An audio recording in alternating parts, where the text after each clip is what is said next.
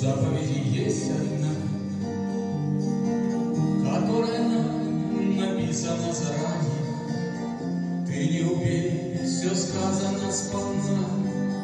Там на войне, когда стоишь